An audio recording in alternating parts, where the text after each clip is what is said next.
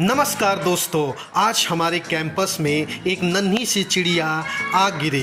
उसे हम उठा के और उसे पानी पिलाए और उसके लिए तिनका चुनने लगे। तिनका चुनने के बाद मैंने सोचा कि क्यों ना उसके लिए एक अच्छा सा प्यारा सा घोंसला बना दिया जाए। इसलिए मैंने अच्छा सा और प्यारा सा घोंसला बना दिया और उसमें उसके खाने के लिए सामग्री रख दिया।